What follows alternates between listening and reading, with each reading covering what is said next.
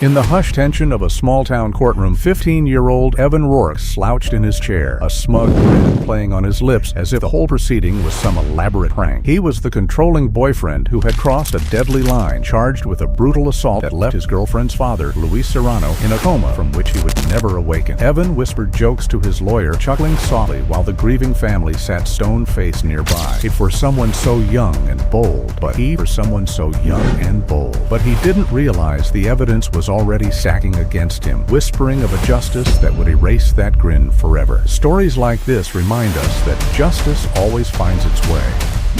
If you believe in accountability, subscribe now and tell us what you think below. This is how it all began.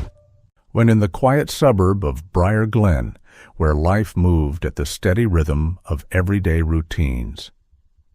It was a place of neat lawns and friendly waves, the kind of town where neighbors looked out for one another without prying too deep. Luis Serrano was the heart of his family, a hard-working mechanic who rose before dawn to keep everything running smoothly. Cars in the shop, dinners on the table, and his daughter Maya's world safe and steady. At 43, Mahi was the type of father who fixed what was broken, whether it was a leaky faucet or a daughter's worries. Maya, his 15-year-old pride and joy, had always been bright and full of promise, but lately shadows had crept into her smile. Friends noticed how she constantly glanced at her phone as if it held the key to her every move. Luis sensed the change too, his protective instincts kicking in when he met Evan. The boy who seemed charming at first glance, but carried an edge that set off quiet alarms. Their romance had started innocently enough, like any teenage story, but soon it twisted into something controlling, with Evan demanding passwords and constant check-ins, testing her loyalty in ways that left her isolated and unsure. One evening, Luis overheard Evan mutter a harsh word to Maya, and it was like a crack in the foundation of their peaceful home. He pulled her aside, his voice gentle but firm, reminding her that real care didn't come with strings attached. Elena, Luis's wife and the emotional anchor of the family, watched it all with growing concern, her intuition telling her that trouble was brewing just beneath the surface. That night, as the porch light glowed softly outside their door, a simple ritual of welcome and safety, Luis made a decision to set boundaries, blocking Evan's number on Maya's phone to give her space to breathe. Little did they know, that act of love would ignite a storm no one saw coming. Across town, Evan stared at his silent screen, his thumbs hovering over a message that would change everything. The air in Briar Glen felt heavier that evening, as if the town itself held its breath, waiting for the inevitable. That inevitable arrived in the dead of night, under a sky heavy with clouds that blocked out the stars. The air in Briar Glen was thick with the scent of damp asphalt, fresh from an evening rain, and the distant hum of the freeway droned on like a forgotten lullaby. The Serrano home stood quiet, its windows dark, the family inside lost to sleep after a long day of ordinary routines. Luis had turned off the porch light earlier, a small signal that all was well, that the world outside could wait until morning. But in the stillness, something stirred, a subtle shift in the shadows that no one inside could sense. The town, with its cul-de-sacs and neatly trimmed hedges, seemed peaceful, the kind of place where nights passed without incident. Yet on this night, the calm was deceptive, masking a tension that had been building for weeks. Maya dreamed fitfully in her room, her phone silent for once, while Elena and Luis rested, unaware that protection sometimes invites the very danger it seeks to avoid. The clock ticked past 2 a.m., and the house, like so many others, should have remained untouched by the darkness outside. But fate, or perhaps something more deliberate, all of night, hooded and cautious, the of night, hooded and cautious. The timestamp read 2:13 a.m., freezing the moment in digital clarity. There were two figures, maybe three, moving with purpose but trying to stay unseen, one hanging back as if keeping watch. The camera's lens, designed for package deliveries and friendly visits, now recorded something far more ominous. The porch was dimly lit by a neighbor's distant light, casting long shadows that danced across the steps. No words were spoken at first, just the soft scuff of shoes on concrete, the kind of sound that blends into the night.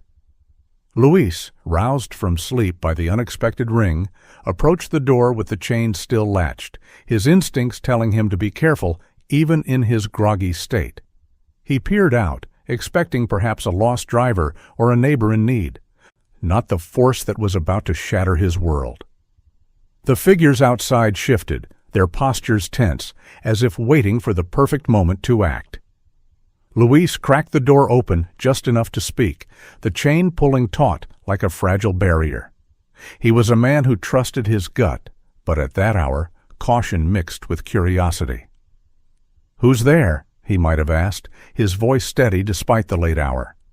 The figures outside didn't answer with words. Instead, there was a sudden push, a surge of movement that tested the chain's strength.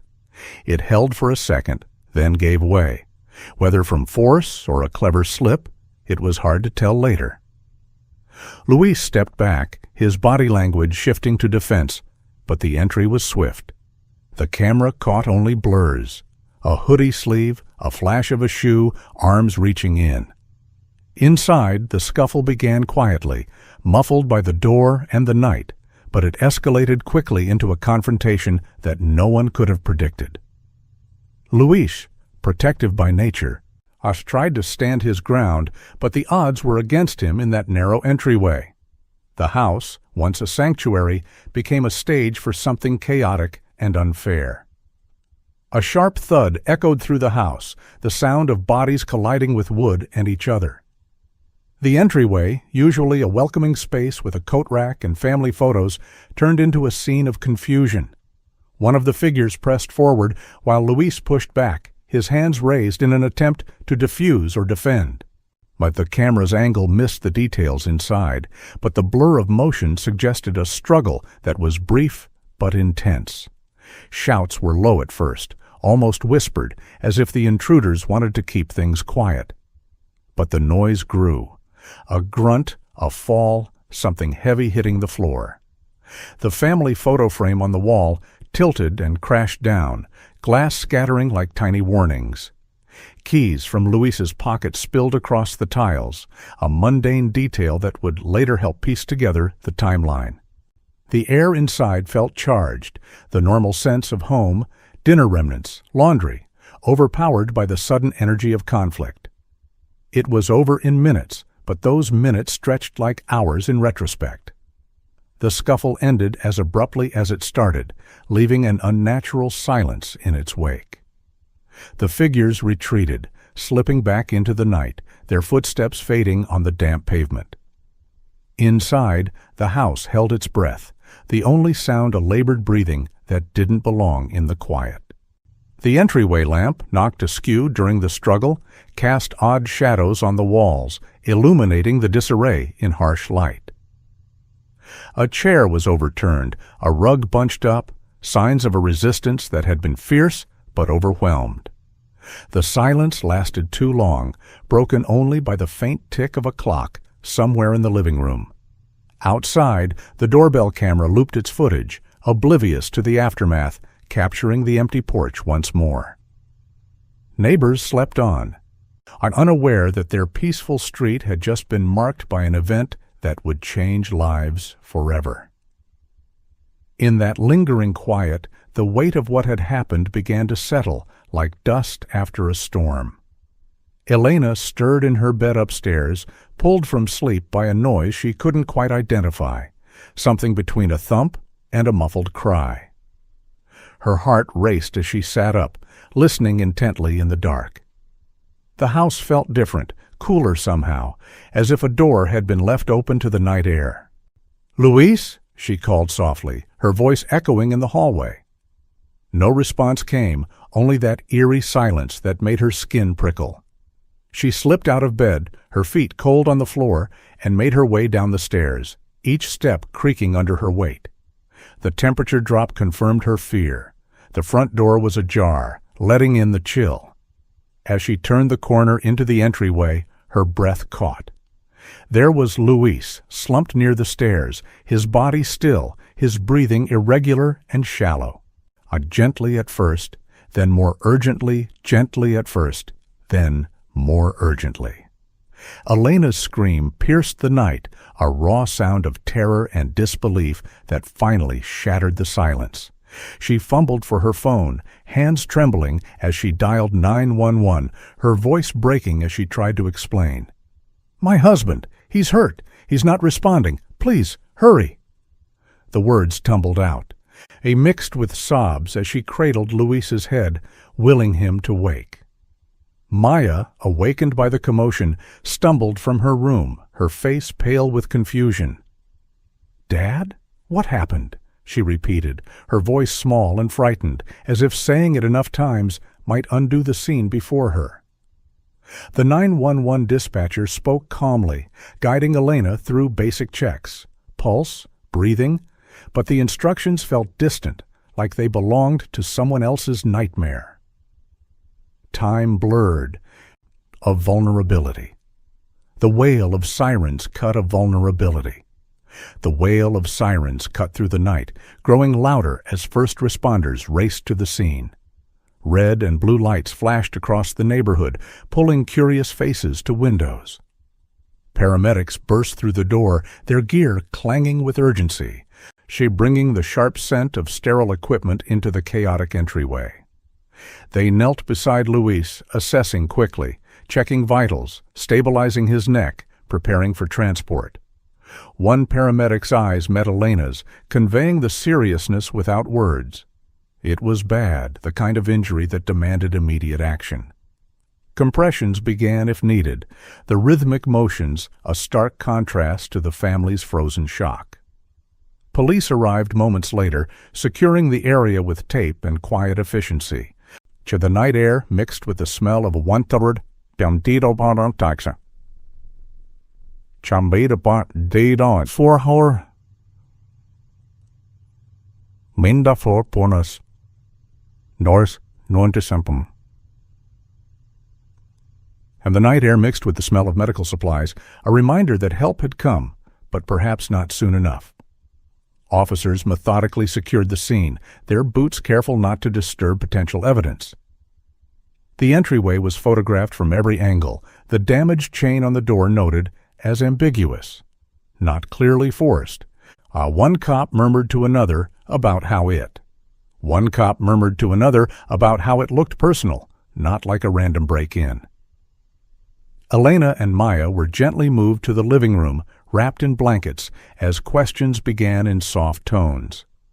The porch steps bore faint marks, perhaps from hurried feet, and the air still held a tension that made everyone whisper. Neighbors gathered outside, their robes pulled tight against the chill, murmuring speculations. The police tape fluttered in the breeze, a yellow barrier between normal life and this sudden disruption. Luis was carefully lifted onto a stretcher, the wheels rattling down the porch steps with a sound that echoed in Elena's mind long after. Paramedics worked steadily, monitors beeping as they loaded him into the ambulance. The vehicle's doors closed with finality, and it sped off, lights flashing, leaving the family in a daze. Neighbors' curtains twitched, some stepping out to offer hushed words of support, but the street felt forever changed. Elena climbed into a police car to follow, her hands clenched, while Maya stayed behind with an officer, too shaken to leave immediately. The ambulance's siren faded into the distance, carrying Luis toward an uncertain fate. In that moment, the quiet town of Briar Glen lost a piece of its innocence, and the event rippling outward like waves from a stone thrown into still water. Detective Kira Vance arrived shortly after, her presence calm amid the flurry. She surveyed the scene with a trained eye, noting how the disorder seemed selective. Things disturbed in a way that suggested intent, not panic. The entryway told a story of confrontation, but one with purpose. She directed forensics to bag the chain link, collect fibers from the doorframe, and swab for any traces left behind. On her notebook filled with details, the time, the layout, the small clues that might unlock the puzzle. Vance was known for her methodical approach, piecing together facts like a mosaic. She spoke briefly with Elena before she left for the hospital, gathering initial thoughts on who might have a grudge. The house felt emptier now, the investigation turning it into a canvas of questions rather than a home. Forensics technicians worked diligently on spotting a partial shoe print in the soft mulch beside the porch. They photographed it from multiple angles, then made a cast, preserving the tread pattern for comparison. The print was clear enough to be useful, a silent witness pressed into the earth. Other evidence was catalogued, a stray fiber, a smudge on the door, details that seemed minor but could prove pivotal. The team moved with precision, knowing that small things often broke big cases. Vance oversaw it all, on her mind already mapping possible scenarios. The night air had dried the mulch just enough to hold the impression, a lucky break in an unlucky situation. As they packed up, the weight of the task settled in. This wasn't just property damage, it was an attack on a family's core. A technician accessed the doorbell camera footage, pulling up the 2:13 a.m. timestamp on a laptop screen. The video played in grainy detail, showing the approach, the surge at the door, the retreat. It wasn't perfect, but it provided a backbone for the case, a visual timeline that couldn't be argued away. Vance watched it loop, noting the hoodies, the hesitant lookout, the blur of action. This piece of technology, installed for everyday security, had become an inadvertent guardian of truth. The footage was downloaded and backed up, ready for enhancement if needed. In a world of digital trails, this was gold, a starting point that turned suspicion into direction. The team discussed next steps, the camera's eye giving them an edge they hadn't expected. At the hospital, Elena paced the waiting room, signing forms with hands that wouldn't stop shaking. The fluorescent lights buzzed overhead, casting a harsh glow on her worried face. A doctor emerged, his expression grave, explaining the severe head trauma in measured terms, swelling, possible complications, the need for immediate tests. The words hit like physical blows, each one deepening the pit in her stomach. Maya arrived soon after, she hugging her mother tightly, both clinging to hope amid the sterile smells and beeping machines. Nurses offered water and kind words, but nothing could ease the uncertainty. The family sat together, whispering memories of Luis, trying to anchor themselves in the good times. The doctor's prognosis hung heavy, a reminder that some injuries ran deeper than the eye could see. Detective Vance lingered at the scene, her mind turning over the details. She asked herself the question that would reframe the entire investigation. Who would Luis Serrano open the door for at 2 a.m.? It wasn't a stranger. That much was clear from the lack of outright force. This felt personal, someone known, trusted enough for that initial crack in the door. She jotted notes, considering family, friends, acquaintances. The answer, she sensed, lay in the relationships that had been straining in recent weeks. As dawn began to break, painting the sky in soft grays, Vance knew the case was just beginning. The neighborhood stirred, unaware of how one night's event would unravel secrets long kept. The ambulance lights had painted the Serrano house in pulsing red and blue, a stark warning that no one had heeded in time. As the vehicle sped away, the colors reflected off windows and walls, etching the moment into the town's memory. Neighbors whispered from their doorways, piecing together rumors, but the full story was still hidden. Elena rode in silence to the hospital, her mind replaying the night's horrors, praying for a miracle. Maya, left behind briefly, stared at the empty entryway, the disarray, a painful reminder of how quickly safety could vanish. The lights faded, but their echo lingered, a symbol of the urgency and loss that had descended on Briar Glen.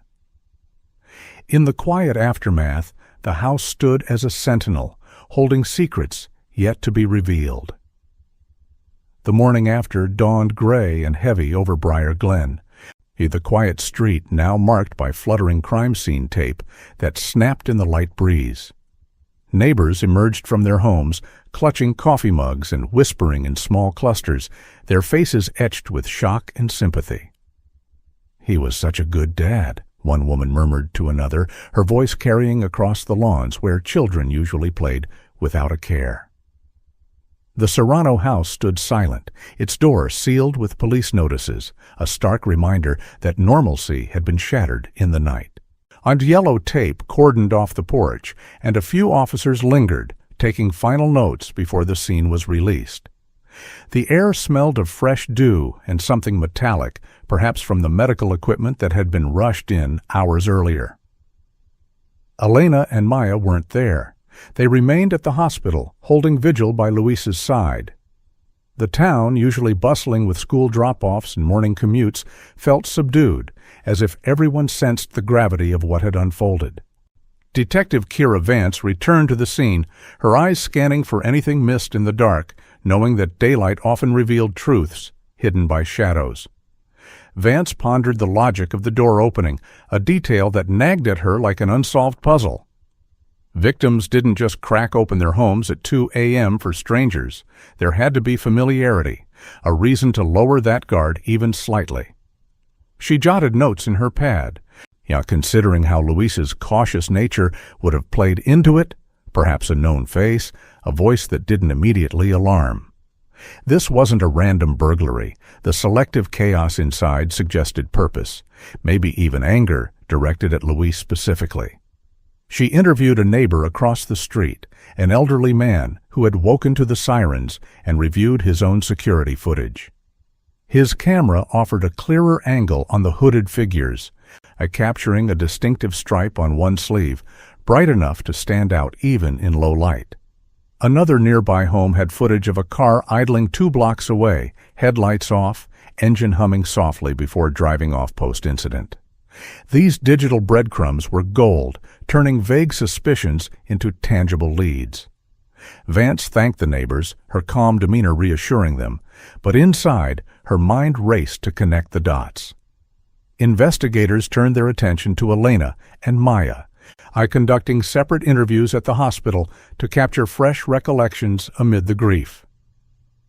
Elena's account was sharp with emotion, her eyes red-rimmed as she described waking to the noise and finding Luis unresponsive. She spoke of his protective streak, how he'd always put family first, and mentioned recent tensions without prompting. Maya, however, was more guarded, her answers clipped and defensive, as if shielding something fragile. She claimed to have seen only shadows from her room.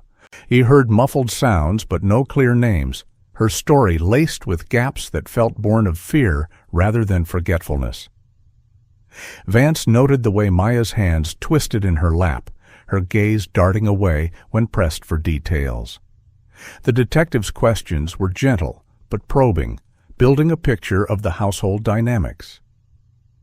Outside the interview room, hospital staff bustled, but inside, the air was thick with unspoken truths, waiting to surface. When Vance broached the topic of boyfriends or recent conflicts, Maya's flinch was telling, a subtle recoil that spoke volumes. Elena filled in the blank without hesitation. "Evan," she said, the name dropping into the conversation like a stone into still water. It hung there, heavy with implication, as Elena explained the boy's controlling presence in Maya's life, the arguments over boundaries, and Luis's decision to intervene. Maya stared at the floor, her silence confirming more than words could. Vance made a note, her instincts sharpening. This wasn't just a name, it was a potential motive wrapped in teenage drama. The interview wrapped with promises of updates, but Vance left with a clearer direction, the pieces aligning towards someone close, someone who might have been welcomed at the door despite the hour. Back at the station, she pulled Evan's basic records, noting his age and address, the first threads of a web starting to form. Evan entered the investigative timeline like a shadow lengthening at dusk. Records showed he'd been blocked on Maya's phone the night before, a protective move by Luis that could have sparked resentment. Social media scans revealed a cryptic post from Evan around that time. "Respect is demanded," typed with the kind of vague bravado teens often used online. Vance flagged it for preservation, knowing digital footprints could vanish quickly. Warrants were drafted for geofence data around the Serrano home, phone extractions, and social media logs, tools to capture what might otherwise slip away. The team worked efficiently, aware that time was critical in cases like this, where emotions ran high and alibis could be fabricated. Evan's online presence painted a picture of someone obsessed with image, posting about strength and loyalty in ways that now read as ominous. Vance sensed the case pivoting from mystery to pursuit, the digital realm offering a mirror to real-world actions. Forensics continued their sweep, bagging the broken chain link for analysis and collecting fibers from the splintered doorframe, tiny clues that might match clothing or vehicles. Swabs were taken from under Luis's fingernails, preserving any skin cells from the struggle, a silent testament to his fight. The preliminary autopsy notes arrived via email, detailing a pattern of blunt force injuries consistent with repeated strikes. Not a single altercation, but something sustained, deliberate. Vance read the report in her car, the words underscoring the personal nature of the attack, meant to humiliate, to dominate, rather than just incapacitate. It wasn't rage in a vacuum. It carried an emotional signature, like a message scrawled in violence. She filed it away, her resolve hardening. This was no accident, but a choice made in the dark. Detective Vance pieced together the crime's undercurrent, noting how it screamed of intimacy gone wrong, personal enough to get inside, brutal enough to leave lasting damage. She visited Luis's workplace, speaking with colleagues who described him as steady, non-confrontational, with no known enemies except perhaps in his role as a protective father. Back at the station, a school resource officer provided Evan's disciplinary file, prior incidents of fights, a brushed-off assault allegation, and a pattern of seeking dominance in conflicts. One name popped up, a boy with a fresh. One name popped up, a boy with a fresh scrape on his knuckles, suspiciously absent from school that morning. The net was widening, but carefully, to avoid tipping off potential accomplices. Investigators located two of Evan's close friends, their alibis shaky under initial questioning. One claimed to be home, but phone records suggested otherwise. The other dodged calls entirely. Vance decided on a soft approach for Evan himself, inviting him for a voluntary interview rather than an arrest, testing the waters without escalating prematurely. He arrived at the station looking composed, wearing sneakers that matched a style seen in his recent social media posts. The tread caught Vance's eye, subtly aligning with the mulch print from the porch. During the talk, Evan was polite at first, in deflecting questions with casual shrugs, but his smirk surfaced when Maya's name came up, calling Luis dramatic in a tone that dripped disdain. Vance noted it all, her questions circling like sharks, building pressure without confrontation. The shoe-tread comparison began in earnest back at the lab, technicians overlaying the cast from the mulch with photos of Evan's soles. Not an exact match yet, but close enough to warrant deeper analysis. Vance reviewed the footage again, pausing on the distinctive elements, the stripe, the gait, the timing. Evan's demeanor in the interview replayed in her mind, charming to adults, but with an undercurrent of entitlement that set off alarms. She coordinated with the digital team, pushing for faster warrant approvals. The case was gaining momentum, each clue tightening the circle around those who thought the night hid their secrets. As the day wore on, Vance felt the shift from chaos to clarity, the investigation transforming grief into a path toward answers. Evan's comments lingered, his casual dismissal of the incident revealing more than he intended. Vance dug into his background, uncovering juvenile referrals that painted a picture of escalating behavior. School scuffles framed as boys being boys, but with a thread of unresolved anger. She interviewed teachers who recalled his fixation on respect, how he'd bristle at perceived slights.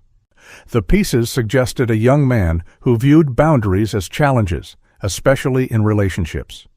Maya's recovered phone data hinted at deleted messages, gaps that forensics could potentially fill. Vance made a call to the lab, prioritizing the analysis, knowing that one solid link could break the case wide open. A breakthrough came from the doorbell camera's audio, faint but present, a whispered name amid the scuffle, caught on the edge of audibility.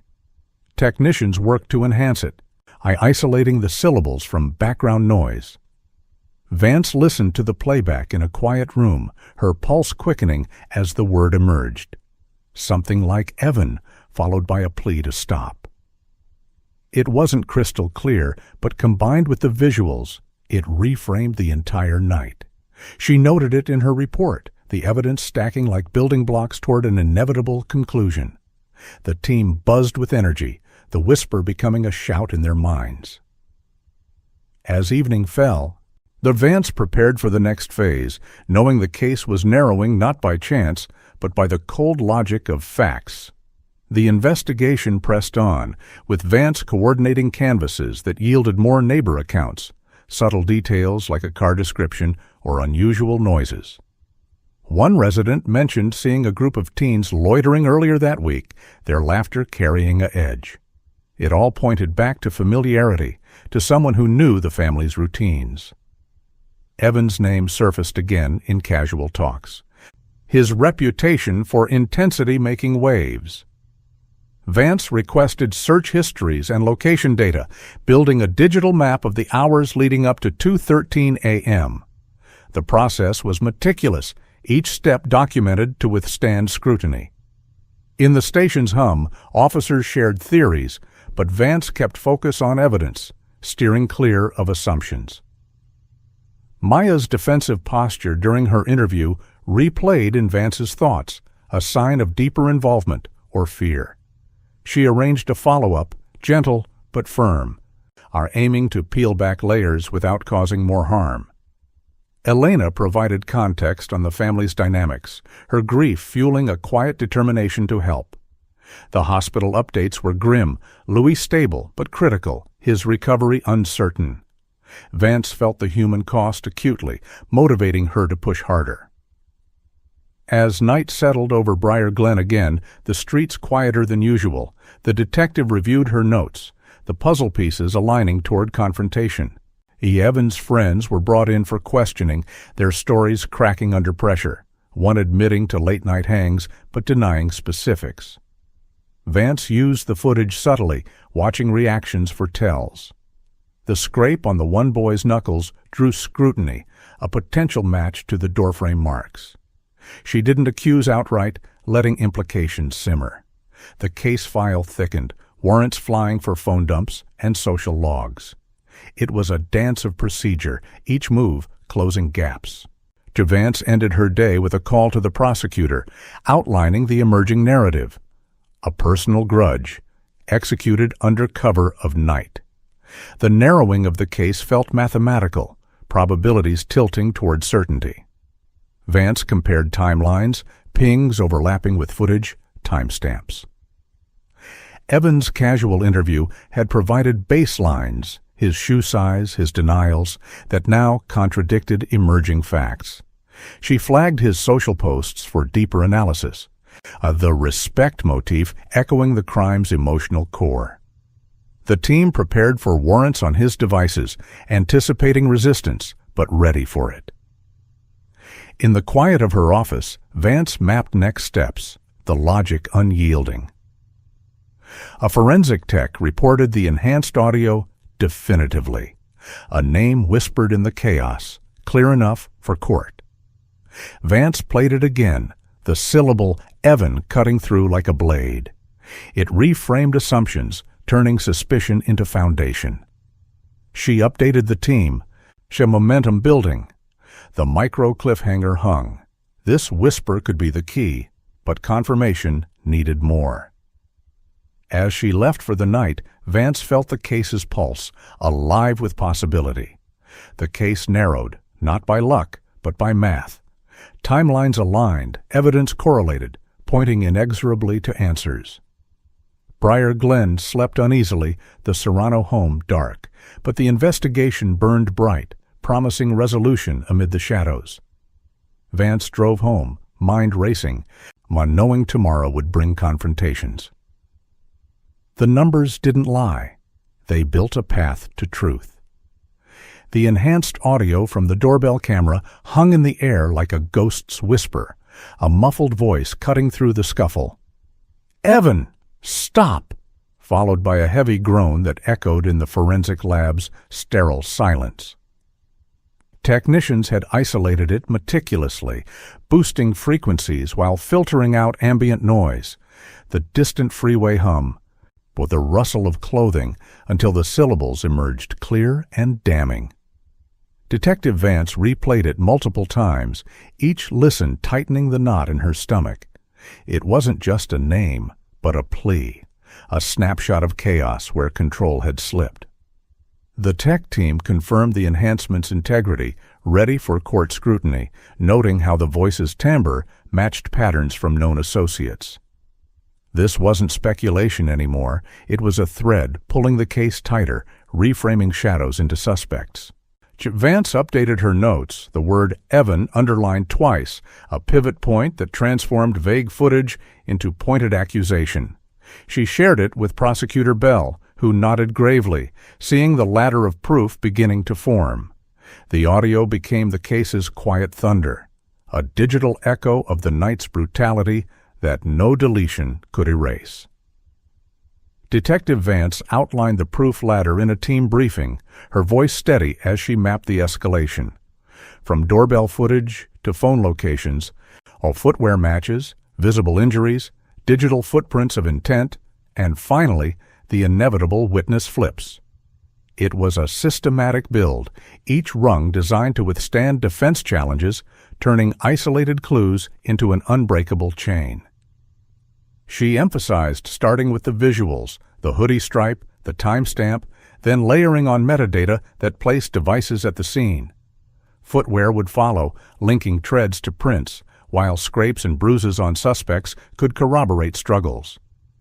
On digital intent, like threats and searches, would show premeditation, and witness statements would seal it with human testimony.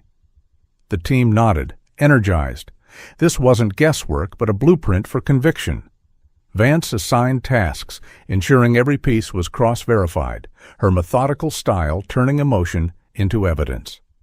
The ladder wasn't just a metaphor, it was their path to justice, climbing from doubt to certainty. Evan's phone became a focal point, but he claimed it was lost, a convenient excuse that raised immediate red flags. The timing was too perfect, aligning precisely with the investigation's heat, suggesting deliberate evasion.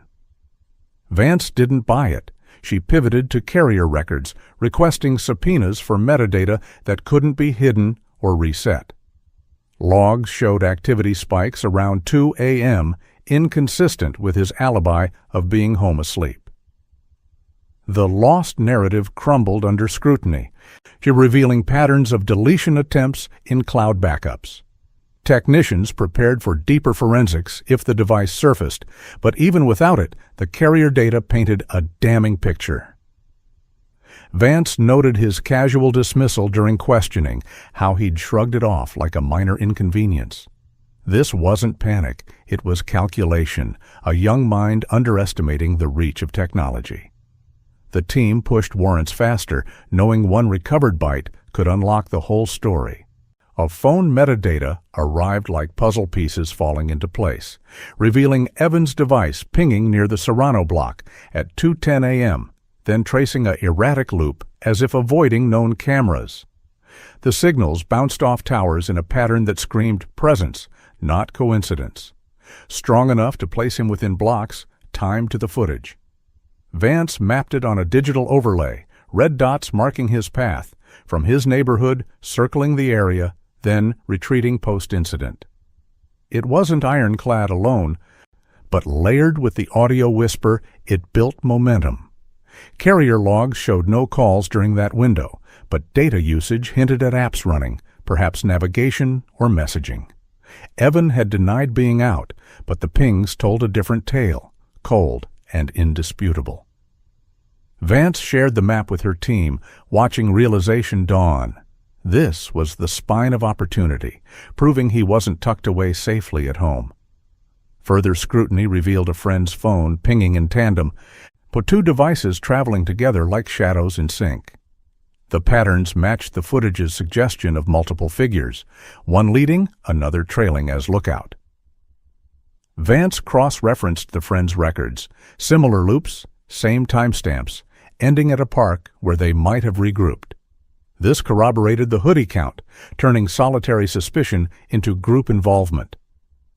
The friend, already on radar with his scraped knuckles, now faced deeper questions. Vance planned tandem interviews, leveraging one against the other for cracks. The dual pings weren't random. They screamed coordination, a digital fingerprint of conspiracy.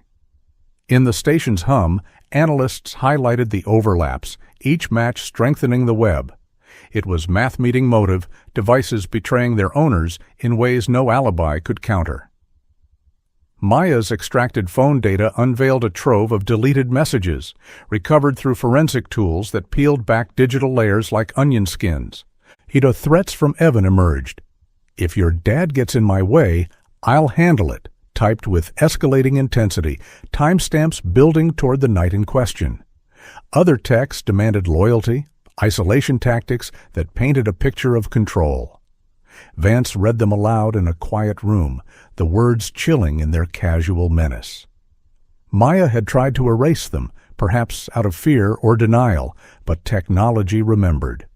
The recovery process highlighted patterns, deletions clustered after arguments, and especially those involving Luis. This wasn't fleeting anger. It was a record of intent, words that now echoed the physical blows. Prosecutor Bell flagged them for trial, seeing premeditation in black and white. The messages became a voice from the past, accusing Evan in his own words. Elena's reaction to hearing the threats read aloud was a storm of emotion, her face crumpling as rage mixed with self-blame for not intervening sooner.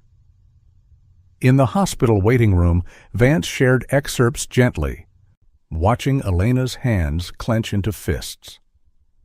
"He said that to my daughter?" she whispered, tears giving way to fury that fueled her resolve. It was a turning point, transforming grief into a drive for accountability. Elena recounted more details, overheard arguments, Maya's withdrawn behavior, adding human depth to the digital evidence. The threats weren't abstract. They targeted her family, her husband, turning abstract control into tangible danger. Vance listened empathetically, noting how this bolstered motive. The moment humanized the case, Elena's anger a mirror for the team's own, pushing them to build an airtight narrative. It was rage not just felt, but channeled, a catalyst for justice. Detective Vance brought Evan in for another interview, the room's fluorescent lights casting harsh shadows on his composed face. He stuck to his story, home gaming, oblivious to the night. But Vance probed gently, watching for slips. His mother had alibied him initially, claiming he was online, but records showed no activity during the critical window, her words unraveling under fact-checking. Evan deflected with shrugs, but tension crept into his posture as discrepancies mounted. Vance didn't accuse outright, letting evidence speak through questions. "Your ping was nearby. Any idea why?" He denied it, but his eyes flickered. The mother's revised statement came later, admitting uncertainty, cracking the facade. It was a small victory, alibis crumbling like sand, or exposing lies that pointed to guilt. The interview ended with Evan quieter, the weight of contradictions settling in. School CCTV from the day before provided another layer, capturing Evan near lockers, showing something on his phone to friends who laughed and nodded conspiratorially. The footage was grainy, but telling, gestures suggesting planning, a huddle that excluded others. Vance froze frames, noting timestamps aligning with escalating texts to Maya. It wasn't direct proof, but it built context, showing group dynamics shifting toward action. Friends identified in the video matched the ping data, tightening the circle. The school resource officer confirmed the group's reputation for bravado, Evan often at the center. This visual breadcrumb linked digital threats to real-world coordination, a montage of intent forming. Vance filed it for enhancement, the clip a silent witness to prelude, turning casual hangs into premeditated steps. A pawnshop receipt surfaced from Evan's recent purchases. A used baseball bat, cheap with taped grip, bought weeks earlier under a vague pretext. It wasn't illegal, but ominous in context, matching injury patterns from the autopsy.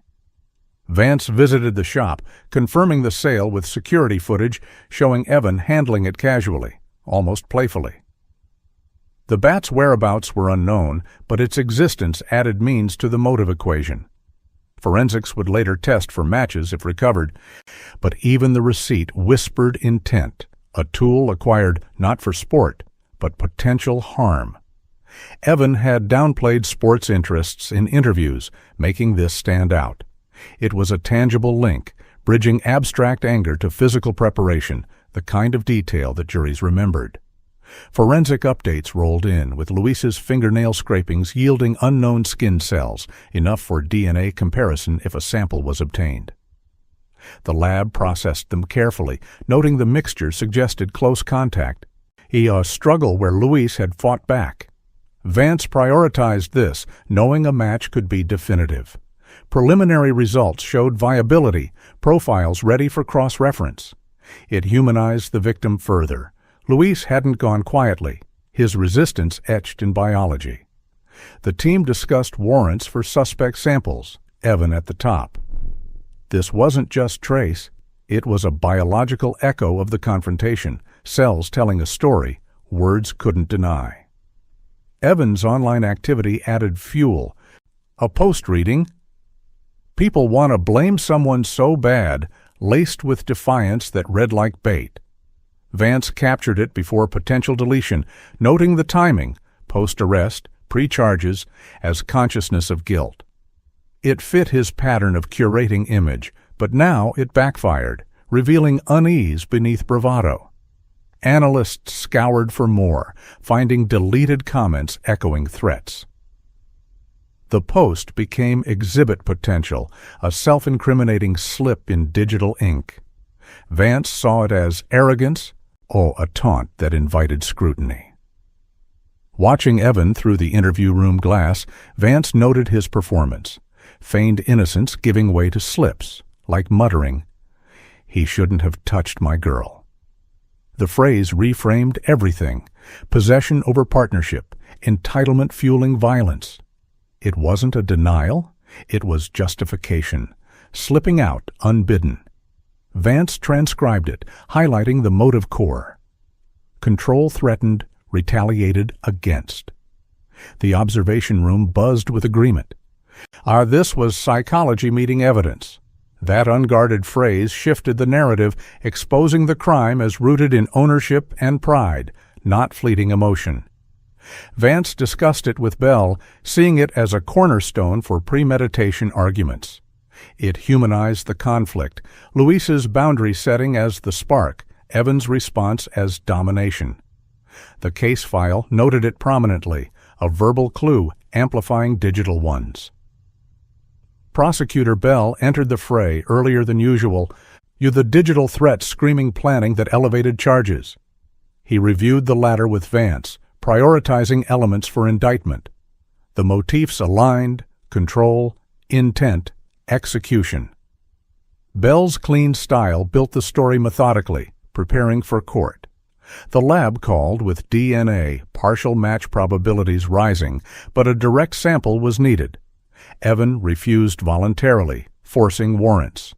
It heightened tension, the science teasing closure. Vance pushed paperwork, knowing this could seal it. He thought he'd never be caught, because he thought the system wouldn't treat a 15-year-old like a man. But evidence didn't care about age. It built relentlessly, turning Youth Shield into a trap. The motif echoed in Vance's mind, the case's heartbeat. A smirk is just a confession waiting to be translated. Evan's expressions, captured on tape, now betrayed him, the investigation decoding each one into truth. As night fell, the pieces aligned, promising reckoning. On Detective Kira Vance moved with purposeful urgency, securing warrants for Evan's DNA sample and electronic devices. The paperwork was a stack of clinical forms, typed in stark black ink, outlining probable cause with detached precision, pings, audio whispers, recovered threats. But the stakes felt monumental, like ancient scales tipping toward reckoning. She reviewed the affidavits one last time, ensuring every detail aligned. The shoe print cast, the metadata loops, and the fingernail scrapings waiting for comparison. Prosecutor Bell signed off quickly, his nod acknowledging the gravity. This wasn't just procedure, it was the machinery of accountability grinding into motion. Vance felt the weight of it in her chest, knowing these documents could transform suspicions into unbreakable chains. As she filed them with the judge, the early morning light filtered through the station windows, casting long shadows that mirrored the case's deepening complexity. The warrants were approved by dawn, a quiet victory in the ongoing battle for truth. Now it was time to act, to bring the abstract into the real world, where evasion met confrontation. Officers arrived at Evan's home just as the sun began to rise over Briar Glen's quiet lawns, painting the neighborhood in soft golden hues. The streets were still, save for the occasional jogger or dog walker, but curtains twitched in windows as patrol cars pulled up silently. Vance had coordinated the timing to catch him off guard before school routines could provide cover. The house was modest, with a basketball hoop in the driveway and bikes leaning against the garage, signs of everyday life now interrupted. Neighbors peered from behind blinds, sensing the shift in the air, whispers starting about the boy next door. Officers approached the door with measured steps, badges ready, the warrant papers crisp in hand. This wasn't a raid, but a calculated step. From sleep, an annoyed scowl creasing his from sleep, an annoyed scowl creasing his face, as if the officers had rudely interrupted a lazy morning rather than confronting the aftermath of a family's devastation. He blinked at them, rubbing his eyes, his posture casual to the point of disrespect. No fear, just irritation. "What do you want now?" he muttered, leaning against the frame like it was all a minor hassle. The officers remained professional, one holding up the warrant, while another scanned the interior for immediate threats. Evan's mother appeared behind him, still in her robe, her confusion quickly turning to alarm as the situation dawned. The air smelled of fresh coffee from the kitchen, a normalcy that clashed with the unfolding drama. Evan crossed his arms, unfazed, as if his bare chest was armor against the reality closing in. The arrest statement was delivered in clear, unwavering tones, the officer reading from a prepared script. Charges of assault, potential escalation pending medical updates, all tied to the evidence stack that had been building relentlessly. Evan's mother gasped, her hand flying to her mouth as denial washed over her face. She collapsed onto a nearby chair, murmuring, "No, this can't be right," like a mantra against the truth. Evan, however, let out a single sharp laugh, shaking his head. "This is stupid," he said, his voice laced with disbelief, as if the handcuffs clicking around his wrists were part of some elaborate joke. The officers guided him forward, their grips firm but neutral, while his mother reached out futilely, tears streaming. The moment hung heavy, a family's world fracturing in the entryway, the sunrise outside indifferent to the scene. Evan's laughter echoed faintly, a jarring note in the tension, revealing a disconnect that chilled everyone present. Evidence collection began immediately, officers methodically bagging items outlined in the warrant. The sneakers from his room, their treads still caked with traces of dirt that might match the porch mulch. A hoodie seized from the closet, its sleeve stripe eerily similar to the footage blur. They searched vents and hidden spots, discovering a phone tucked away in an air duct, recently factory reset. Its blank screen a clear attempt at erasure. Technicians on site noted the reset timestamp, aligning suspiciously with the investigation's timeline. Evan's mother watched in stunned silence, occasionally protesting, but the process was swift and thorough.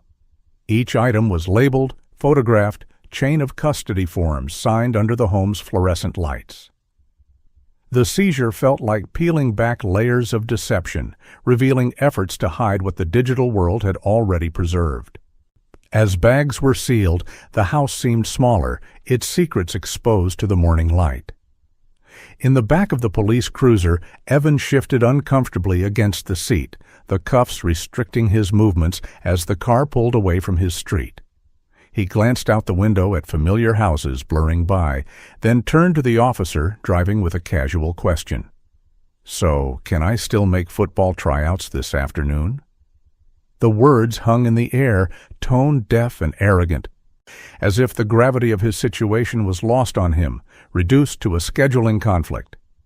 The officers exchanged quick looks in the rearview mirror, one suppressing a scoff at the sheer disconnect. Here was a boy facing serious charges, worried about sports while a man fought for his life in a hospital bed. The cruiser hummed along the quiet roads, the sunrise glinting off the metal grate, separating front from back. Evan's question lingered, a window into a mindset where consequences felt negotiable. To youth, a perpetual pass.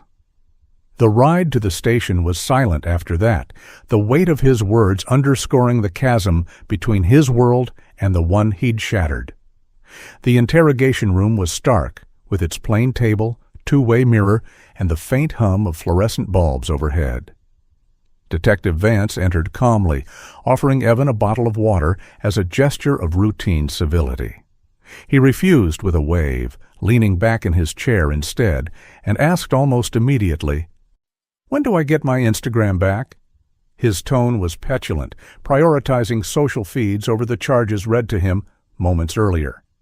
Vance noted the deflection, her expression neutral as she settled in, recorder running. The room smelled faintly of stale coffee, a reminder of long hours ahead. Evan fidgeted slightly, but his eyes held a challenge, as if this was just another authority figure to outmaneuver.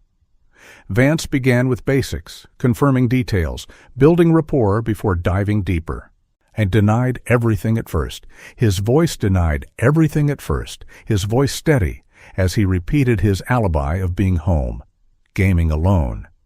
But as Vance pressed with timelines, he shifted tactics, claiming Luis had come at him aggressively, painting himself as the victim in a defensive scuffle.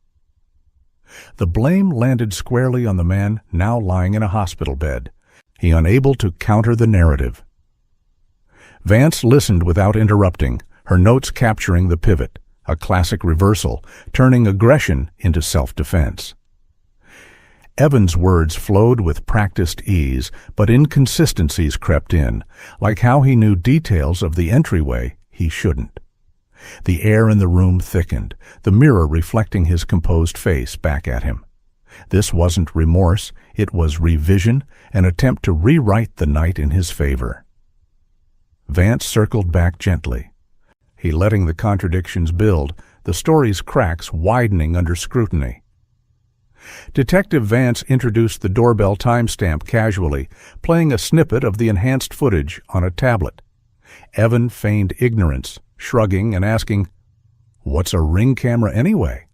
as if the technology was foreign to him.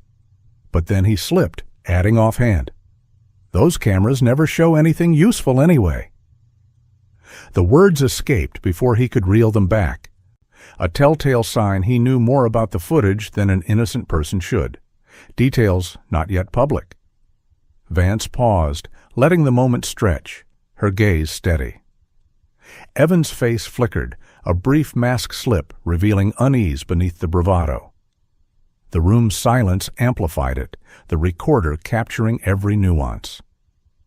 This was the first real crack, a verbal misstep that aligned with the proof ladder, turning denial into inadvertent admission. Vance noted it meticulously, the interrogation shifting from routine to pivotal.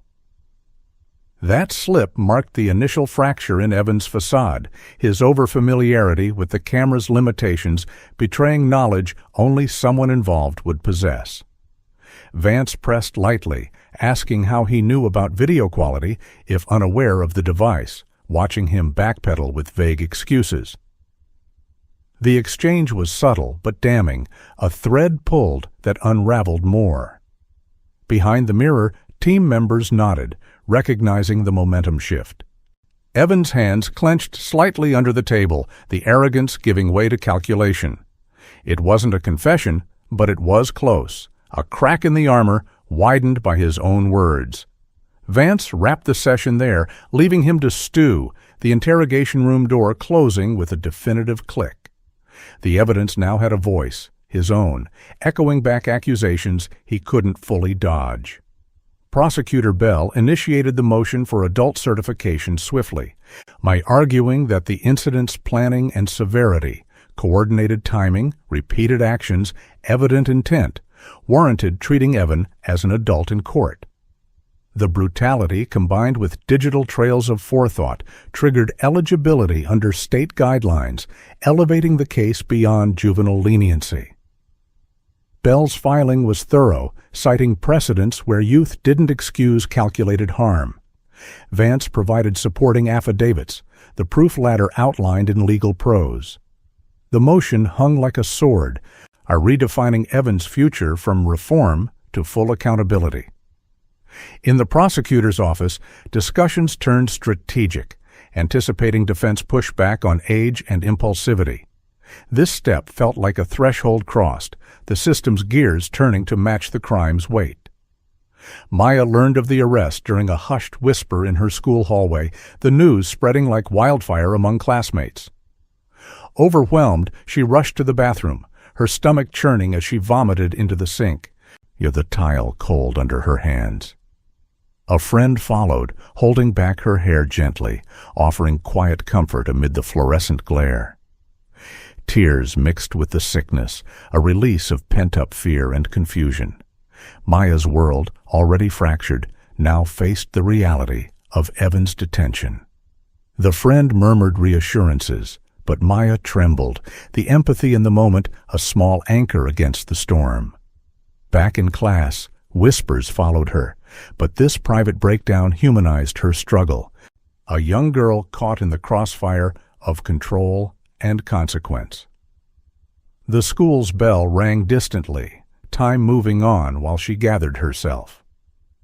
Elena sat vigil at the hospital, her chair pulled close to Luis's bed, watching the machines rhythmically assist his breathing with their steady beeps and sighs.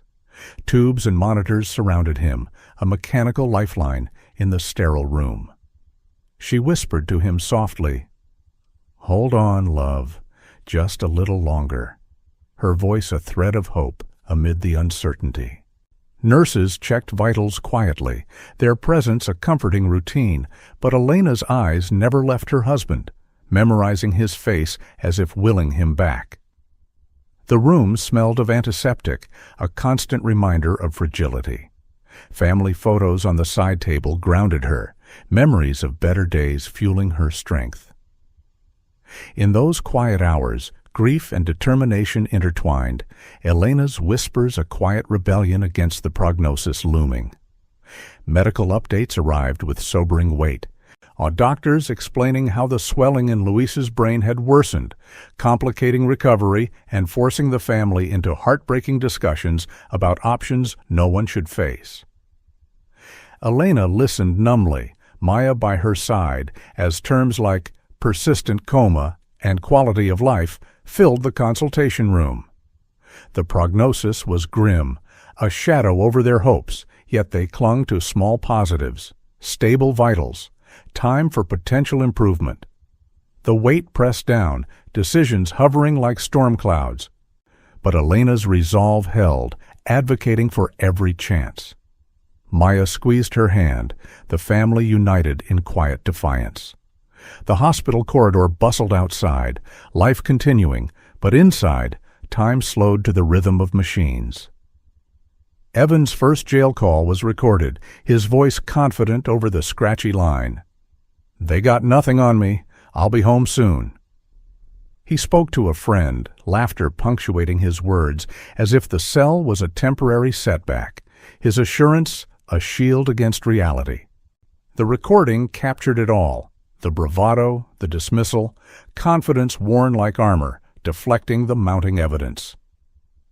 Guards noted his demeanor, casual and unrepentant, as if charges were mere inconveniences. The call became another piece in the puzzle, consciousness of guilt preserved in audio. Vance reviewed the transcript later, hearing the disconnect, the motif of untouchability persisting even behind bars. A Detective Vance received a preview of the phone extraction results late that evening, her screen lighting up with fragments of recovered data, including an unsent draft message titled Simply Plan. The words within were chilling in their brevity, outlining steps that mirrored the night's events. It wasn't complete, but enough to tease the full picture, a digital blueprint waiting for full recovery. Vance's pulse quickened, knowing this could be the linchpin. The lab promised more by morning, but the preview alone heightened anticipation, a micro cliffhanger in the unfolding drama. Evan's wrists gleamed in the cuffs, the metal catching the same sunrise he'd taken for granted, now a cold reminder of freedom's lost. As the cruiser door closed, the reflection distorted his face, youth meeting consequence in the early light. The neighborhood receded, but the image lingered, a boy restrained, the dawn indifferent. The cuffs clicked, cleaner than any lie. In that sound, deceptions dissolved, the case advancing toward truths that no reset could erase. Briar Glen's quiet mornings would never feel the same, the arrest a turning point echoing into the days ahead. The digital forensics lab hummed with focused intensity, its sterile lights casting a cool glow over gloved technicians huddled around workstations, cables snaking like veins across tables. Screens flickered with lines of code and recovered data fragments, each one a potential key to unlocking the secrets hidden in Evan's seized phone. The device, pulled from its hiding spot in the vent, had been subjected to a meticulous extraction process, bypassing the factory reset through specialized tools that delved into residual memory caches and cloud echoes. Analysts worked methodically, piecing together deleted files like archaeologists uncovering buried artifacts. The air carried the faint scent of electronics and coffee, and a reminder of the long hours poured into this digital autopsy. What emerged wasn't just random bits. It was a narrative preserved in binary, defying attempts to erase it. Vance arrived for the briefing, her notebook ready, as the lead tech queued up the first recovered chats, the screen illuminating the room with stark text bubbles that would redefine the case's trajectory. The recovered messages painted a chilling timeline of coordination, Evan instructing two friends to meet at 1:45 a.m. On with specific directives. Hoods up, no lights on the car, don't say a word once we're there. The texts were terse, almost scripted, revealing a level of planning that stripped away any claim of impulsivity. Analysts had cross-referenced timestamps with geofence data, confirming the group's movements aligned perfectly with the instructions. One message stood out, Evan reminding them to stay quiet and follow my lead, a phrase that echoed the footage's silent approach. So the lab team highlighted metadata showing when each text was sent and deleted, patterns suggesting Evan had tried to cover his tracks post-event. Vance absorbed it all, her mind mapping how this digital trail transformed vague suspicions into concrete evidence of intent. The phone, once a tool for casual communication, now betrayed its owner, its memory unyielding to resets and denials. In the lab's quiet buzz, these revelations built the case's foundation, layer by irrefutable layer. Geofence warrants and cell tower dumps provided the spatial backbone, plotting the group's path from Evans Street to the Serrano neighborhood, then diverting to a drainage access road behind a local park where they likely paused to regroup. The data points formed a digital map on the screen, red lines tracing their route like arteries pulsing through the night. Analysts overlaid timestamps from the doorbell camera, showing precise correlations, devices entering the geofence at 2:10 a.m., lingering during the incident, then fleeing along back roads to avoid main highways. One phone, belonging to a friend, had even captured a brief GPS query for the park's location earlier that evening. Vance studied the visualization, noting how the paths avoided known surveillance spots, suggesting forethought. This wasn't random wandering, it was a calculated journey, preserved in location logs that no alibi could contradict. The evidence felt alive, movement data breathing life into static clues, tightening the noose around those who thought the night concealed their steps. Investigators acted on the digital leads, searching the drainage area under the cover of afternoon light, their boots crunching on gravel as they combed the overgrown edges. Amid discarded litter and tangled weeds, they uncovered strips of duct tape, a torn fabric scrap with a familiar sleeve stripe, and most crucially, a baseball bat with remnants of taped grip partially buried in mud. The items were photographed in situ, then carefully bagged, chain of custody forms signed on site to preserve integrity. The bat's surface showed signs of wear, potential traces that forensics would test for matches to the injuries. Vance oversaw the recovery, her eyes scanning for more, perhaps a discarded glove or phone case, but these finds alone were pivotal. The park, usually a spot for picnics and jogs, now yielded secrets of a darker gathering, the evidence linking back to Evans' purchases and messages. As the team packed up, the sun dipped lower, casting long shadows over the site, a visual reminder that hidden things eventually surface. Forensic testing on the recovered items began immediately, with initial scans detecting trace biological material on the bat, minute amounts that glowed under specialized lights, enough to warrant DNA comparison. The chain of custody was emphasized in every report, a procedural safeguard ensuring the evidence's journey from discovery to lab remained untainted. Technicians noted the tape remnants matched common brands, but the combination with the stripe fabric pointed directly to descriptions from the footage. Vance reviewed the preliminary findings in her office, the reports stacking like building blocks. This wasn't speculative, it was science affirming the narrative. Objects tied to the scene, carrying whispers of the confrontation. The lab's machines whirred through the night, processing samples that could connect the dots definitively. In the quiet aftermath of the search, these traces became silent accusers, bridging the gap between planning and action with cold, empirical truth. Friend number 1, Jordan Pike, age 16, was brought in for questioning, his hands visibly shaking as he sat in the interview room, sweat beading on his forehead despite the cool air.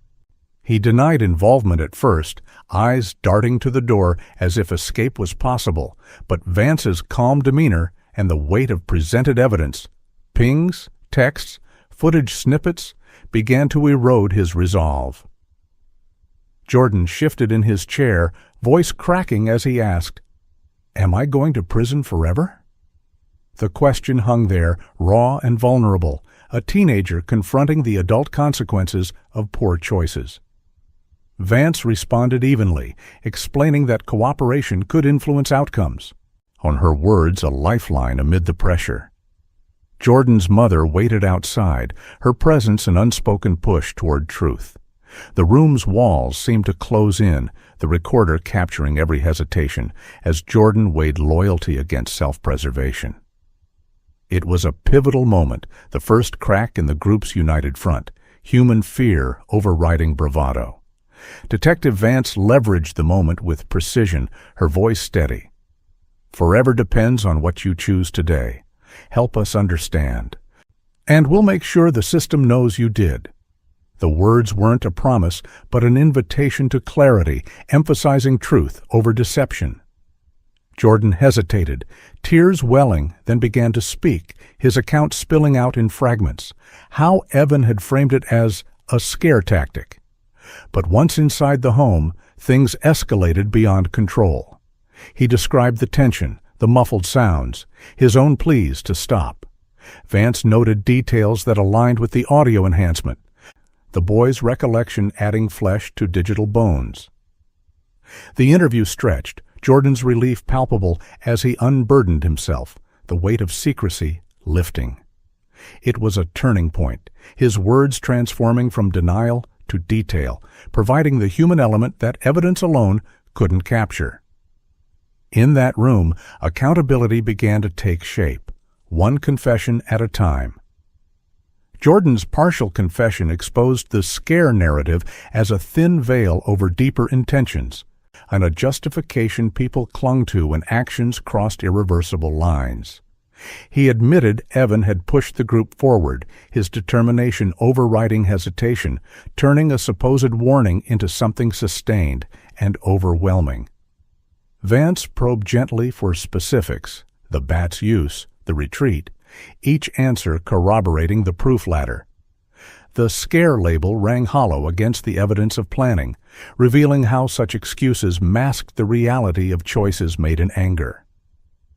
Jordan's voice trembled, recounting the aftermath, the hurried flight, his own regret surfacing too late.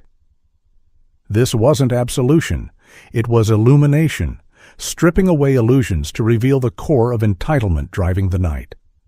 The team debriefed afterward, Jordan's words a rage-inducing reminder of how easily harm was rationalized, fueling their drive to build an unassailable case. The full autopsy findings arrived, are detailing injury patterns consistent with repeated impacts, blunt force delivered with duration aligning precisely with the 2:13 a.m. window. The report was clinical, focusing on mechanics, swelling sites, fracture lines, the body's response to trauma without graphic excess. It emphasized how the assault wasn't fleeting but prolonged, a series of actions that spoke to intent. Vance read it in silence, the words underscoring Luis's fight, his body bearing marks of resistance. This document became a cornerstone, transforming medical facts into narrative fuel for the prosecution.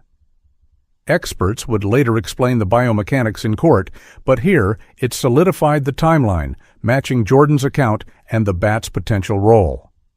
The findings hung heavy, a testament to the human cost, urging the investigation forward with renewed purpose. A biomechanics expert consulted on the report, clarifying how the injuries required force beyond a simple altercation. It was about assertion, repeated efforts to overpower. The analysis used models to demonstrate impact dynamics, showing consistency with stomping or striking patterns, survivability hinging on timely cessation.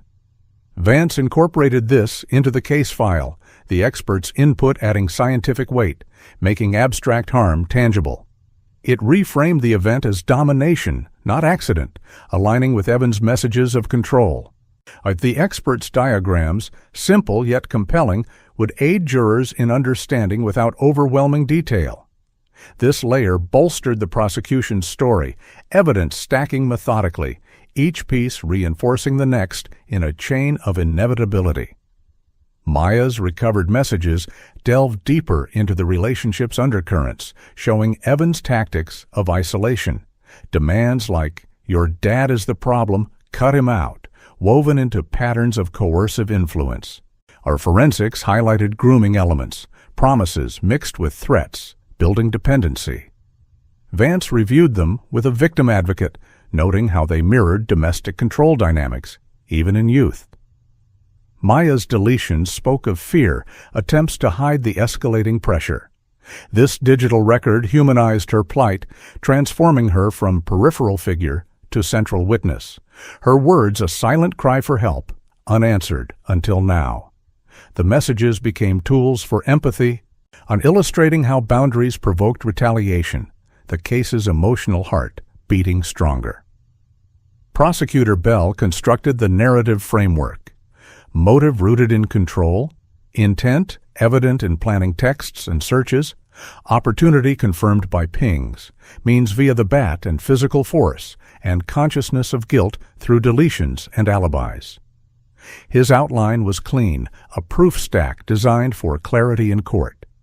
Vance contributed updates, the elements interlocking like puzzle pieces. Bell emphasized public safety, the crime's severity demanding accountability. Discussions in his office mapped trial strategy, anticipating defenses. This blueprint turned chaos into order, the case's architecture solidifying. The defense began crafting their counter-narrative, portraying Evan as impulsive, shaped by trauma and peer influence, arguing he wasn't beyond redemption. They filed motions for juvenile retention, citing brain development studies and mitigation factors. Vance monitored this, providing rebuttals based on evidence of calculation. The push-pull highlighted the system's tensions, age versus actions. Bell prepared responses, the legal dance intensifying. It was a reminder that stories competed, but facts would decide. Detective Vance uncovered a chilling detail in the phone data. Evan had searched how long DNA lasts under nails at 3:34 a.m., mere hours after the incident. The query, recovered from browser history, and for Bell, the timestamp a damning echo. For Bell, the timestamp a damning echo of guilt. This wasn't curiosity. It was calculation, post-act research betraying foreknowledge of evidence left behind. The lab confirmed DNA under Luis's nails consistent with Evan's profile at high probability, the partial match strengthening with full analysis. It wasn't absolute, but combined with other elements, it fortified the case. Vance reviewed the report, the science aligning with Jordan's account of the struggle. This biological link was pivotal, a micro cliffhanger resolved in favor of truth, pushing toward closure. The phone forgets nothing, especially the things people delete. In its circuits, truths endured, outlasting attempts to bury them. As the investigation deepened, these revelations illuminated paths once shadowed, promising that no reset could undo the night's echoes. A factory reset can't reset the night. The evidence persisted, a digital ghost haunting Evan's efforts, the case advancing inexorably toward light. Briar Glen's secrets unraveled further, the phone's memory a faithful chronicler of choices made in darkness. Evan Rourke's psychological makeup began to emerge like a dark undercurrent in the investigation, a pattern of behavior that explained the entitlement fueling his actions without ever excusing them. From school records and interviews with peers, it was clear he fixated on hierarchy, viewing relationships as power structures where he always needed to come out on top. Humiliation wasn't just an emotion for him, it was a trigger, something to be avenged at all costs. Teachers recalled incidents where he'd lash out over minor slights, demanding respect in ways that escalated quickly. And in Maya's world, this translated to a boyfriend who monitored her every move, turning affection into a tool for dominance. It wasn't love, it was ownership, a mindset that saw Luis's boundaries as a direct challenge to his control. Detective Vance pieced this together from statements, seeing how Evan's arrogance masked deeper insecurities, but the result was the same, a young man who believed rules applied to everyone but him. The profile built a bridge from personality to crime, illuminating why a simple parental intervention had spiraled into something irreversible.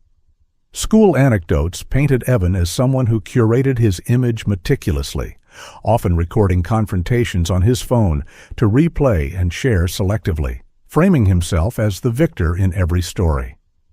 Classmates described how he'd edit videos to highlight his wins, posting them online to build a persona of untouchable strength. It was a digital echo of his real-life need to dominate, where losing face meant retaliating harder. One peer recounted a hallway argument where Evan wouldn't back down, escalating until authority intervened, only for him to laugh it off later as just messing around. This pattern extended to his social circle, where friends like Jordan and Trent were drawn in as enablers, their loyalty tested through shared escapades that blurred lines between fun and harm. Vance noted how these stories aligned with the night's coordination, while Evans' plan draft a manifestation of his need to script outcomes in his favor. It stirred a quiet anger in the team, seeing how such self-centered habits had real victims, turning bravado into a force that shattered lives. The relationship with Maya revealed escalating control tactics, starting with subtle demands like sharing locations and passwords, then veering into threats if she hesitated. Her recovered messages showed patterns of emotional manipulation, promises of forever mixed with warnings of what he'd do if she betrayed him. Evan would alternate between affection and isolation, making Maya doubt her own judgments, her friends fading as he became her world. One text chain detailed him insisting she skip family events to prove her commitment, framing it as us against them. Vance consulted with experts on coercive dynamics, learning how these behaviors eroded autonomy, especially in young relationships. It wasn't overt force at first, it was a slow tightening, like a knot she couldn't see until it bound her. The realization built disbelief among investigators. How could someone so young wield such influence? Yet the evidence was there, a trail of words that had paved the way for the confrontation, anger simmering toward those who dared interfere. Maya's inner conflict was heartbreaking, torn between the gentle moments Evan showed in private and the cage those moments built around her. Friends later shared how she'd confide in whispers about his jealousy, but always defended him, convinced his intensity meant care. Therapy notes, accessed ethically through warrants, hinted at her confusion, love twisted into endurance, where apologies followed outbursts like clockwork. She loved the version of him that made her laugh, the one who promised protection. But that version vanished when challenged, replaced by demands that left her isolated. Vance handled this delicately in follow-ups, seeing Maya's trembling hands as signs of trauma's lingering grip. It evoked a mix of empathy and rage, investigators grappling with how a teenager could inflict such emotional weight. The private gentleness was the hook, making the control harder to escape, a duality that explained her hesitation to speak out sooner. In the quiet of reflection, it clarified the stakes. Luis had seen the cage and tried to open it, paying the ultimate price. Evan's juvenile record added layers, revealing prior incidents reduced to minor infractions, like a scuffle dismissed as youthful energy or an allegation of pushing boundaries that ended in warnings rather than real consequences. Adults had given him passes, framing behaviors as growing pains, which only taught him that accountability was flexible, negotiable with charm or denial. One report detailed a school fight where he'd claimed self-defense, much like his current alibi, walking away with probation that felt like a slap on the wrist. Vance saw the pattern. Each leniency reinforced his belief in immunity, escalating his confidence to take bigger risks. It stirred disbelief. How many chances had been squandered, allowing entitlement to fester? The records weren't excuses, they were warnings ignored. A timeline of missed interventions that led straight to the Serrano doorstep. In the case file, they became tools to argue against mitigation, showing a trajectory of choices, not accidents. Behind bars, Evan's behavior continued unchecked, joking with guards about the food, or requesting a better mattress, as if the facility were a hotel with poor service. He carried himself with casual indifference, chatting about weekend plans as if release was imminent, his tone light and unburdened. Our officers noted how he'd laugh off questions about the charges, calling them overblown drama, as if the hospital vigils and fractured family were mere exaggerations. It was a performance of nonchalance, but Vance saw through it. No remorse, just entitlement, expecting the world to adjust. This demeanor fueled quiet anger among the team, a reminder of the disconnect between his world and the pain he'd caused. Recorded interactions captured it all. The snippets that would play in court to illustrate character, his requests a stark contrast to the gravity outside those walls. In the jail's echoing halls, his attitude became evidence, a living exhibit of the mindset that had driven everything. A recorded jail call captured Evan instructing a friend to stick to the story, his voice laced with laughter, as if it were all a game that had spiraled unexpectedly. He downplayed the night, calling it a prank gone wrong, minimizing the harm with casual deflections. The friend on the line sounded hesitant, but Evan pushed, his tone shifting to insistence when met with doubt. Vance listened to the playback multiple times, noting the manipulation, promises of solidarity mixed with subtle threats if the narrative frayed. It evoked disbelief at the audacity, laughing while a family grieved, his words a continuation of the control he'd wielded over Maya. The call became a key piece, in consciousness of guilt preserved in audio, showing efforts to orchestrate from afar. In the investigation's rhythm, it clarified his lack of reflection, anger building toward a demand for accountability that no charm could evade. Detective Vance framed Evan's psychology succinctly in her reports. Some individuals didn't fear causing harm. They feared only the loss of status that came with being caught. It was about winning, maintaining the upper hand, where apologies were tools, not genuine regrets. Interviews with psychologists consulted for the case echoed this. Narcissistic traits amplified by youth, turning slights into battles. Vance saw it in every piece, the plan draft, the searches, the alibis, all aimed at preserving image over facing truth. This insight shifted the narrative from random act to calculated response, disbelief giving way to cold clarity about the dangers of unchecked entitlement. The team discussed it in briefings. Should the profile a tool to anticipate defenses, ensuring the case addressed not just actions, but the mindset enabling them? In the quiet, it humanized the pursuit, a reminder that understanding didn't mean forgiving. Prosecutor Bell prepared Maya for potential testimony, meeting in a quiet office where her trembling hands betrayed the weight of revisiting the messages and memories. She flinched at Evan's name, her voice soft as she recounted the fear that had built over months. Bell was gentle, focusing on strength, but the sessions revealed trauma's depth, nights of doubt, the bodily tension of constant vigilance. It wasn't just emotional, it was physical, stress etched into her posture. Vance observed one meeting, noting how Maya's words brought the control to life, a narrative that would resonate in court. This preparation evoked empathy, anger at the lasting scars, but also clarity on why silence had persisted. Maya's courage in speaking now became a turning point. In her story, a counter to Evan's dominance, the process healing even as it prepared for confrontation. Elena found solace in the hospital chapel, a small room with stained glass filtering soft light where she knelt and prayed for mercy, not just for Luis, but for the strength to endure whatever came next.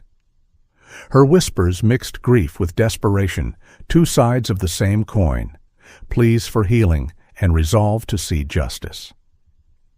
Candles flickered, their flames a quiet companion to her thoughts, memories of family laughter contrasting the current silence. Nurses occasionally checked on her, offering water or a kind word, but Elena's focus remained inward, drawing from faith to face the unfolding nightmare. It was a moment of vulnerability, the emotional spine of the family bending but not breaking, her prayers a bridge between loss and hope. In that sacred space, clarity emerged, strength born from sorrow, fueling her role in the path ahead.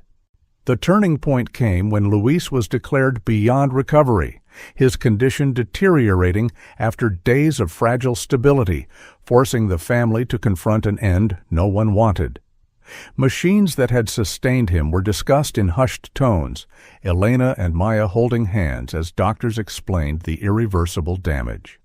Grief washed over them like a wave, but it also crystallized the case. What began as assault now escalated to a graver charge, the legal landscape shifting with his passing. Vance received the update solemnly, knowing it reframed everything. Evidence now tied to ultimate loss. The hospital room filled with quiet goodbyes, a family's world narrowing to final moments, the transition marking a profound shift in the investigation's stakes. Evan's reaction to the upgraded charges was captured in a brief interview. "So what? I'm a murderer now?" he said with a shrug, as if the label was the real offense, not the act itself. His tone dismissed the tragedy, focusing on semantics over sorrow, stirring deep rage among those who heard it. Vance noted the lack of empathy, his words a stark illustration of detachment. It wasn't shock, it was inconvenience, clarifying the absence of remorse that defined him. The team felt the spike, anger fueling their resolve, the comment a catalyst for pushing harder toward accountability. The judge signed the adult certification order, the document's language cold and precise, weighing severity, public safety, and the slim chance of rehabilitation against the facts. Terms like amenability and risk underscored the decision, elevating Evan from juvenile protections to full scrutiny. Bell's motion had prevailed, the evidence of planning tipping the scales. Vance reviewed the order, seeing it as a milestone, the system's acknowledgement that age didn't erase harm. Evan's first appearance in adult court drew a crowd, cameras flashing as he entered, with a smirk directed at the lenses. His smirk lingered, a challenge to the room. Smirk lingered, a challenge to the room. But Vance sensed its fragility, clarity dawning that consequences were closing in. The narrator repeated the motif. He thought he'd never be caught, and he thought being 15 was a shield. But the system saw through it, evidence dismantling illusions, the case advancing toward truths that youth couldn't hide. Defense filed a motion to suppress the phone extraction, arguing procedural flaws. If granted, it could tilt the balance, a micro cliffhanger hanging over the mounting proof. The system now must decide what matters more, his age or Luis Serrano's life. Clarity settled like frost, the debate sharpening focus, the path to justice narrowing with each legal step. The smirk survives, until evidence teaches it fear. In the courtroom's hush, it faded slightly, a preview of reckonings to come, the case's momentum unyielding. The courtroom in Briar Glen's modest courthouse carried an air of solemn weight, its wood-paneled walls absorbing the tension like ancient oaks standing guard over a gathering storm. Rows of benches filled with onlookers, a mix of locals whispering in hushed tones and reporters jotting notes, created a divide that felt almost tangible. On one side sat the Serrano family, Elena's face etched with quiet resolve, her hand clasped tightly in Maya's, their shared grief a silent force that filled the space around them. Across the aisle, Evan's family huddled together, his mother dabbing at her eyes, caught in their own whirlwind of disbelief and heartache. Two tragedies faced each other across the polished floor, the room's high ceiling amplifying every shuffle and sigh. Judge Halston Reeve presided from the bench, his presence a steady anchor amid the emotional currents, as the hearing began with the sharp rap of the bailiff's call to order. The air hummed with anticipation, the kind that comes when lives hang in the balance, and Evan Rourke, seated at the defense table in an ill-fitting suit, scanned the room with a flicker of that familiar smirk, as if this were just another stage for his performance. Defense attorney Janine Holt rose first, her voice measured and persuasive as she argued for retaining juvenile jurisdiction. Delving into the science of adolescent brain development with charts and expert citations projected on a screen. She painted Evan as a product of an unformed mind, impulsivity ruling his choices rather than calculated malice, his character still malleable and open to rehabilitation. At 15, "The prefrontal cortex is not fully developed," she explained, her words flowing with empathy, urging the court to see him as a child shaped by environment and peer pressures, not a hardened offender. Holt emphasized past traumas, unstable home life, minor incidents blown out of proportion, pleading that juvenile court offered the best path to reform, where therapy and guidance could redirect his path. The gallery listened intently, some nodding in agreement, while others shifted uncomfortably, the argument tugging at the heartstrings of those who believed in second chances for the young. Yet beneath her polished delivery, the plea carried an undercurrent of desperation. Knowing the evidence loomed like a gathering cloud, ready to challenge every point she made. Prosecutor Marcus Bell countered with a calm authority, his response a meticulous dismantling of the impulsivity claim, laying out the evidence of planning like bricks in a sturdy wall.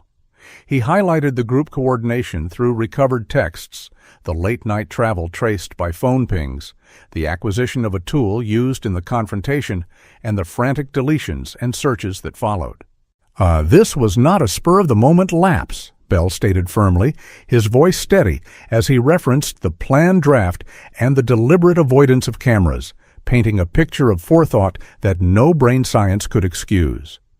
He argued that the severity demanded adult accountability, public safety outweighing leniency, his words resonating with the gallery's growing murmurs.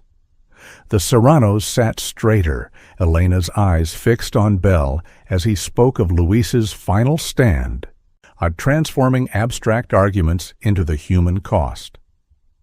Bell's presentation was a narrative of choices made with clear intent, each detail eroding the defense's foundation, leaving the room with a sense of inevitability that youth alone couldn't shield against the facts. Judge Reeve leaned forward slightly, his controlled tone cutting through the room like a blade tempered by years on the bench. "Counsel," he said evenly, addressing the defense, "I will not confuse youth with innocence. The law demands we weigh the actions, not just the age." His words landed with gravity, acknowledging the science but prioritizing the evidence's weight, a subtle rebuke that shifted the hearing's momentum. The judge's expression remained impassive, but his voice carried an undercurrent of resolve, reminding all present that justice balanced compassion with consequence. Evan shifted in his seat, his earlier smirk fading for a fleeting moment as the gallery absorbed the statement, or whispers rippling like echoes in the wood-paneled space. Reeves' ruling on this point set the tone, a clear signal that excuses would be scrutinized, the courtroom's air thickening with the promise of a thorough examination. It was a moment of clarity, the judge's wisdom bridging the divide between mercy and accountability as proceedings pressed on. As the prosecutor read aloud the charges, including Luis Serrano's name in the litany of harm inflicted, Evan rolled his eyes dramatically, on a gesture of blatant disregard that sent a ripple of tension through the room.